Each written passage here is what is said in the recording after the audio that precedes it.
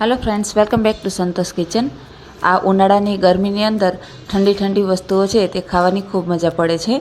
तो आजे आपणे टमाटरनी एक सरस मजानी डिश है ते तैयार करीशुं। एकदम ठंडा ठंडा टमेटा है ते सौ कोईने भावे छे अने बाळपणमां आपणे लारी पर ते टमेटा है ते खूब ज खाधेला छे।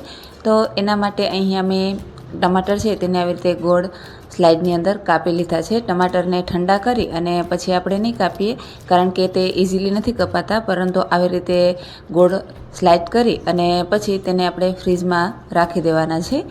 3 થી 4 कलाक આપણે ફ્રીજમાં રાખી દીધેલા છે। તો હવે તમે જોઈ શકો છો કે એકદમ કડક એવા ટમાટર છે તે થઈ ગયા છે। પછી આપણે ઉપરથી ધાણા જીરું છે તે એડ કરી દઈશું। થોડું એવું લાલ મરચું છે તે એડ કરવાનું છે અને સ્વાદ અનુસાર મીઠું છે તે એડ કરી દેવાનું છે।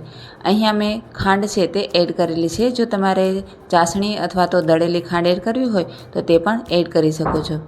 ઉપરથી કોથમીર એડ કરી અને આપણે આ સરસ મજાની ઠંડી ઠંડી ટમેટાની ડીશ છે તે બની અને તૈયાર થઈ ગઈ છે। આ ગરમીની અંદર તમે પણ આવી રીતે એક વખત આ ડીશ છે તે જરૂરથી ટ્રાય કરજો, બધાને ખૂબ જ ભાવશે।